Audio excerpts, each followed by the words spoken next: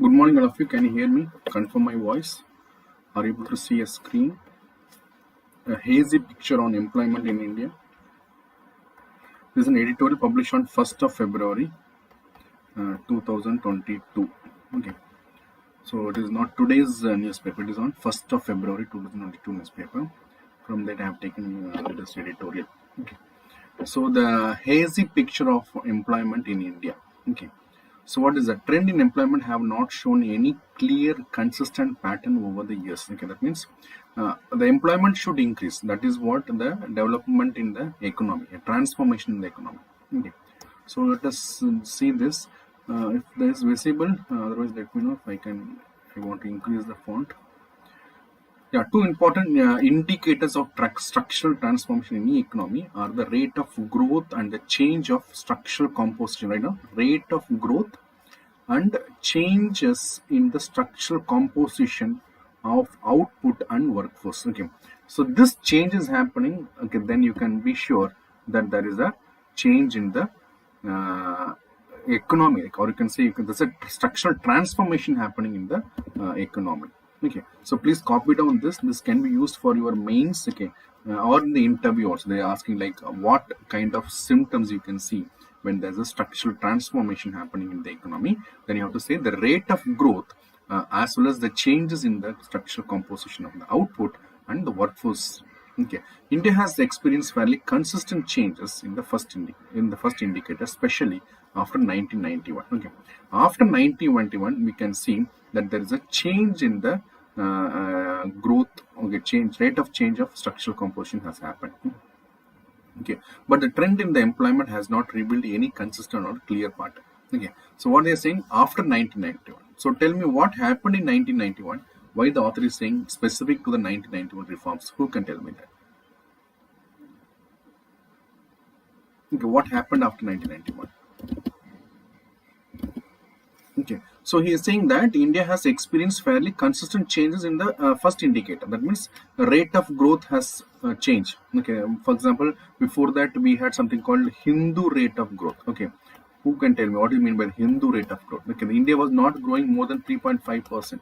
Okay, now we can see, but recently after pandemic you can see, or during the pandemic, but we almost achieved 10% growth. Almost achieved 10% growth. Okay, so rate of change of growth is happening. Okay, but what are the changes happening in composition of workforce that we are not changing? Okay, so the trends in the employment is not clear. That is what the problem is. The growth rate in the economy by measured as gross value. See, sometimes you can use the word GDP or sometimes use the word GVA. Nowadays economic survey is using GVA only. Okay, they are not giving the GDP. Okay, GVA only. Okay, at consistent trends, accelerator right on 4.27% in last 20 years. Okay, before the economic reforms to 6.34% after the economic reforms. Okay, so before you can see, okay, this is 4.27. Please write down this statistics. It was just 4.27% before the reforms. Now it is 6.34%. And this growth trajectory was accompanied by a steady decline in the share of agriculture. That is very important. Okay, we need to have a decline in the share of agricultural economy. That is where you can see that an economy is developing. Please note down the amount of agricultural dependency of a country reflects its backwardness. Okay, if you look at a developed country, the so-called UK, USA and all, you can't have more than 5% of this one agriculture contribution to the GDP. So in India also that change has happened. 1990 we had 30% of our GVA or GDP coming from agriculture. It has reduced to 18% in 2019-20. I think now it is 15% only. 2022 economic survey, if you see. So the share of agriculture in the economy is reducing, which is actually a good sign. Of there is a non-agriculture output is increasing. Right on. This shows. Please write down. This shows a steady increase in the share of non-agricultural output in the total economic output. Okay, this shows there's a steady growth in the non-agricultural output, which is actually good because everybody, write down that everybody or the majority of the people cannot be accommodated in the agriculture. cannot be accommodated in agriculture. People have to do some other activities. Okay, and you know that we have a typical kind of unemployment in agriculture. What is the name of that? A typical unemployment we are having in Indian agriculture. What is that? Who can tell me that? Employment patterns. Okay, employment patterns. But when it comes to the differing trends in the employment pattern in India, there's a wide variation in the conclusions drawn by the experts and the studies on employment. This is partly due to economical, social, and technological factors that brought about changes in the workforce and employment, and partly due to gaps in the data. Okay, so we are seeing. Okay, please note down again. There is a wide variations are there in the economic pattern or employment pattern. Wide variations in the employment pattern. This is because of the economical, social, and technological. Social means what? For example, I don't want to go out of my country or out of my hometown and work somewhere. Okay, or somebody is working at a very underpaid. Technological, you are not having enough technology expertise. Okay, technological expertise to get the job. So all these are reasons. So write down. It is due to the economical, social, and technological factors that brought the changes in the workforce. Okay, and also the accuracy of data in India, that is a problem. Okay, whatever data is available is not accurate. Okay, it is far from the truth. Okay, the whatever data we're getting, that is a far from truth. Two major sources of data on the workforce employment have been the decennial population census and the nationwide quinennial survey on employment and employment by the unemployment by the NSSO. Okay, this is the organization which officially gives you the data.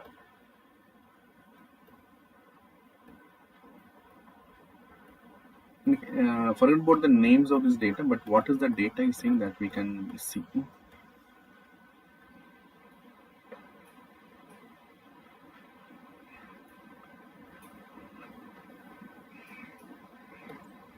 Though the PLFs cannot be used as an infer, so there's a confusion. Saying if you look at people don't know. See, India will always say "Garibi hatao." We will talk about we are doing something for the poor, but how much poor are there in India? We really don't know. Okay, how much poor are there in India? We really don't know. Okay, so that is the problem. Data availability is a big problem in India. Okay. And because of that, we cannot plan also.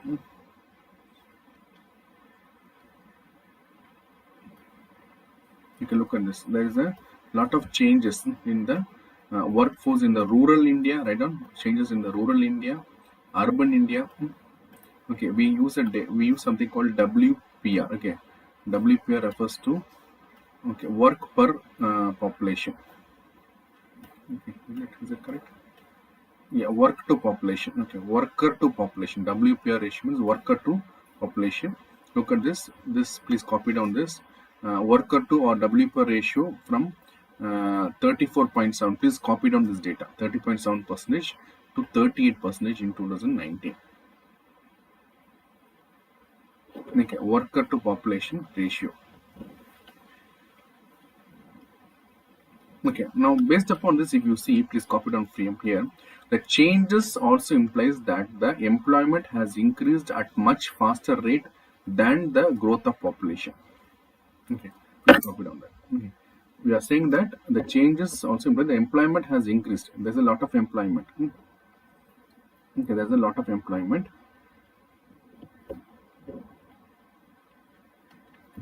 Okay, employment, and the employment is increasing at the rate faster than the growth of the population. Okay.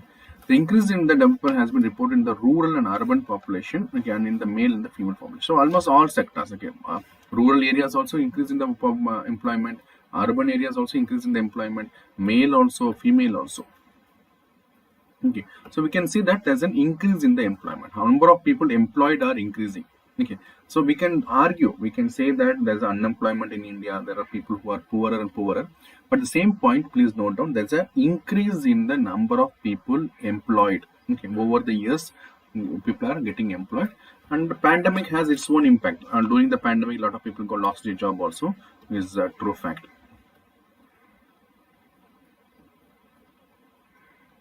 Okay, look at this. The WPR of female is increasing. Okay, that is also a new factor. Okay, and there's more females are getting employed. More female. So whenever you want to write an essay or you want to do a kind of this one writing, then you always bring some technical word like this. Like you can use this word PLFS, periodic labor force survey. Then you can use the word NSS one there. This one, then WPR. When you write in this, then your answer is more authentic. Okay, your answer is more authentic, which is more interesting to.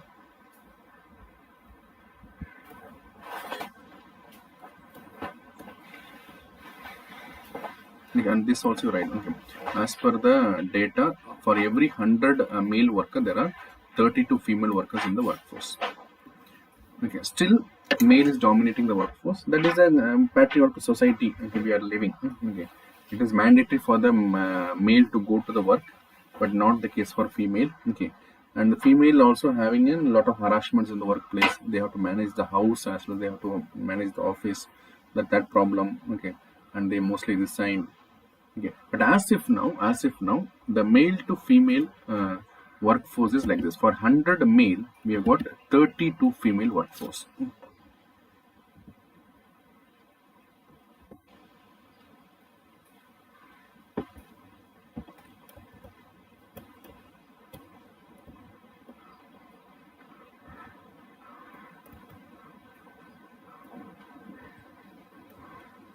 You can look at this. This workforce, this 32 has increased to 40 also in 2019. Also, the unemployment rate in the female labor in rural areas is far lower than the male labor.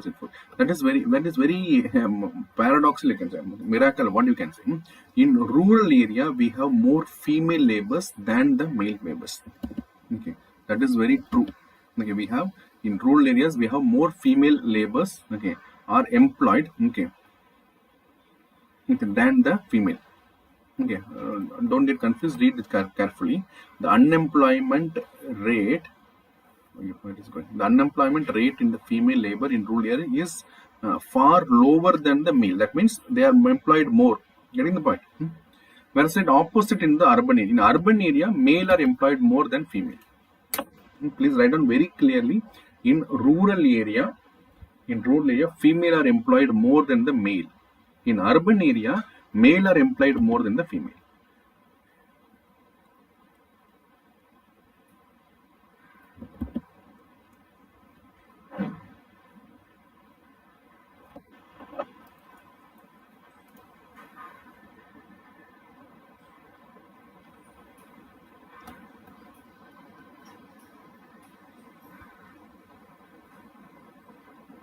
Okay, then that can be because of less gender discrimination in the informal job, or you can say that certain jobs are actually preferred. Okay, certain jobs are there which are likely to be preferred by the uh, for the females.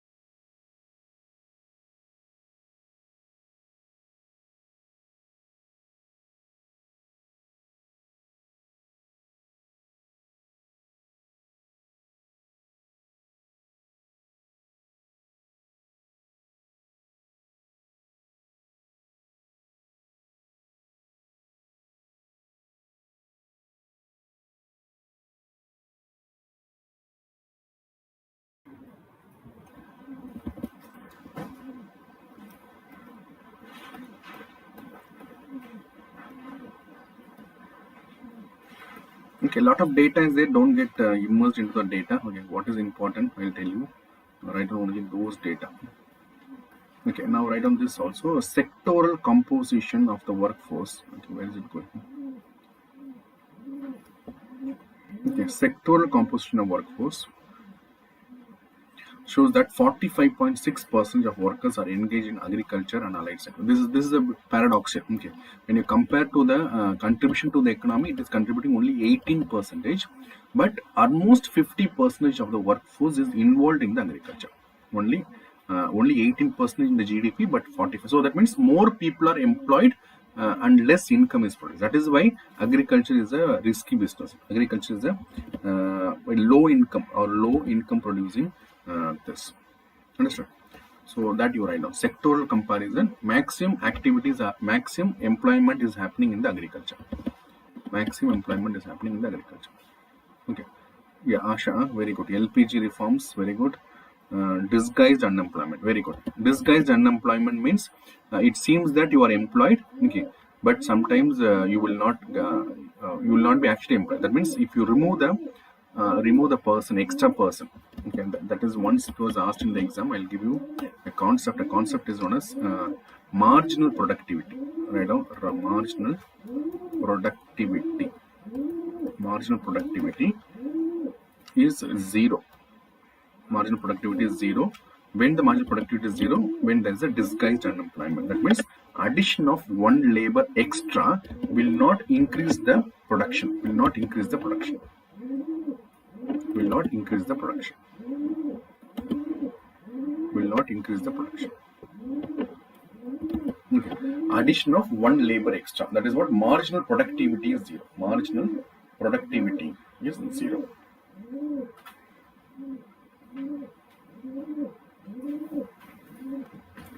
Marginal productivity. This is what is a disguised unemployment. Disguise means what? Like you, for example, fancy dress you are going in a disguise. Right? You are going in some other or some other format, or you can say you are changing your body, or you are changing or putting some wig or something. So that is what disguise. So in agriculture, it seems to be that 45.6% of people are employed, but actually many of them are not employed. If you remove this half of the people, okay, then also productivity in agriculture or production in agriculture will not change. Okay, that is what the concept. Marginal productivity is zero. Marginal productivity is zero. Got it? Yeah, very good. So maximum people are employed in the agriculture sector. Okay, even though they are contributing this one less to the GDP, maximum contribution is there in terms of workforce.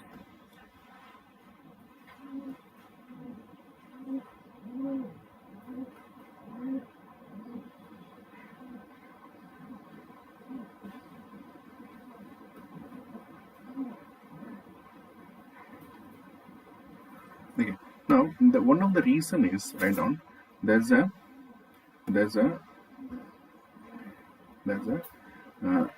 labor displacing technologies. Okay, labor displacing technologies. Okay, production strategies have changed. So, why is this? Because the services sector are not in a position to observe the workforce or workers. They can work without the workers also. Okay. For example, have you ever contacted this any of your customer care, or either you talk about your credit card or a bank, and there is an automated chats are there. Have you ever seen bots? They call it bots. Okay, so that has replaced the human. Okay, you have to just type, click, okay, then it will be replying. Automations will be replying. Okay, so in the services sector, right, in the services sector or industrial sector, there are labor discipline. That means we no need a labor. We can do with the technology. Okay, machines can do the job. Okay, so they are not able to observe it. Okay. Particularly with the introduction of artificial intelligence. Right? Artificial intelligence has made things in such a way that you can the industries can do the job without much labor also. Okay, that is the reason the industries are not able to observe the labors in their business. So manufacturing sector or services sector are not able to attract more workers, or they don't want it. So they don't want. They can do with the minimum labor force. Understood, guys? Okay, are you understanding? Agriculture is having a disguised unemployment. Okay, whereas services sectors are not able to adapt more labors into that. That is the dichotomy between the rising share of industry and the services in the national income without sizable increase.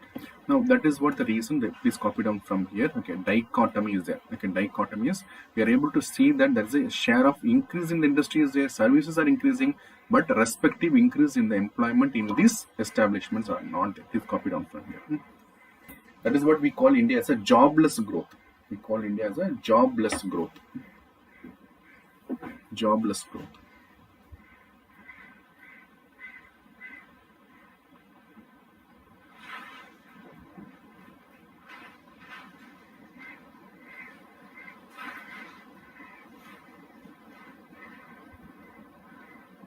Jobless growth.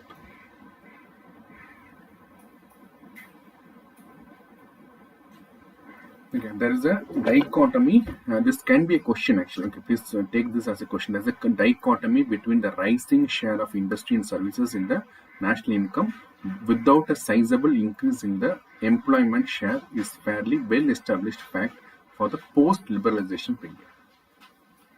Okay, please take this as a question and please write down this. Okay, this puts a serious question mark on the relevance of conventional models of economic growth and development. This centered that large-scale shift of the labor force from agriculture to industry, perhaps will promote.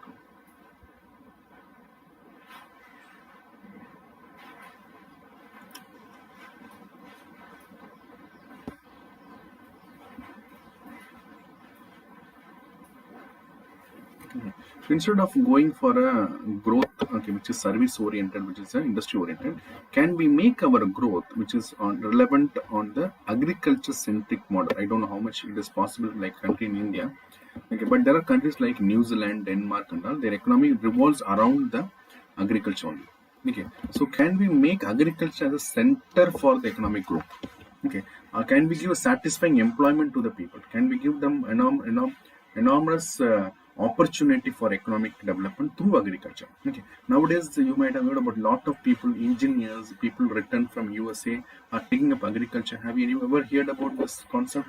They are going for agriculture. They are cultivating and they are selling. They are making profit in agriculture. Okay, hydroponics. Have you heard about hydroponics?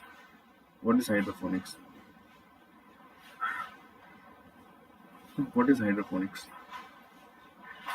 Have you heard about this word? This can be a question. Hydroponics. Okay. Hydroponics. It's one word. Hydroponics. Okay. With hydroponics, you can cultivate anywhere. You need not need a soil also. Okay. You can have an apartment. You can take an apartment. You can start cultivating. Simply, you can the roof of this. You can do it. Okay. Wherever sunlight also not required. Okay. Anyway, sunlight is available in the room.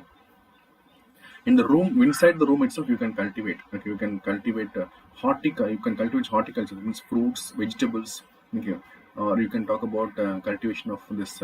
What is it? Palak and all. They can cultivate. All these are hydroponics. Okay, so there people are coming up. Investment is happening there. Then have you heard about the agro gym? Agro gym. Okay, agro gym is happening. AGRO. Agro gym is the people who are paying too much money to the gym. No, they are supposed to come to the agriculture field. They do the agriculture job. Then the body is fit. Okay, agro gym is also there. Okay. Besides, there is urgent need to generate much more employment and manufacturing sales compared to the jobs. That is a thing. Okay, we need to generate jobs in the manufacturing services sector. That is a problem because the people who are in this sector already got a job. Okay, they are wealthy. They are wealthy people. They are creating wealth, but they are not getting jobs. Okay, they should change in the labor laws which discourage industry to adopt labor-intensive production.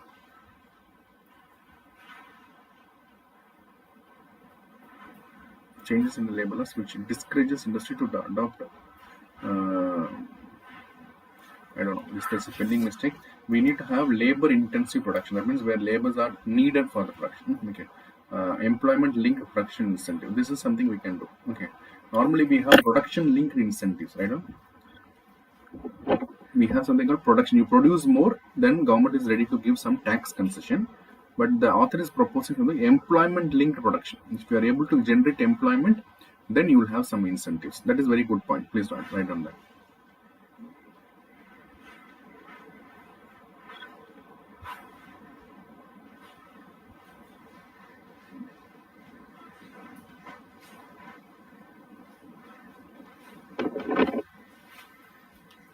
very good point. Please note down the last point. Okay, one is labor intensive production we can do. Okay, second one is, but again, the challenges are when you have more labors. Okay, and there's a lot of complexities in the office. You have to give them PF, you have to give them pensions, you have to take care of them, HR on XYZ. Okay, and anytime they can be replaced, we have to replace them. You give them a lot of training. Again, they can resign and go. Okay, but machines. So, and moreover, it impacts the cost of production. Right now, it impacts the cost of production. Employment linked production incentives can be introduced. Special assistance for labor intensive economic activities. Please, last 4 points, please copy down properly. That can be your solution for the answers. Okay. So this is the only article we are doing today. Okay. Please do this question, send to me. Okay. All of you know my mobile number. Okay, it is in the description if you want. Okay. See you guys.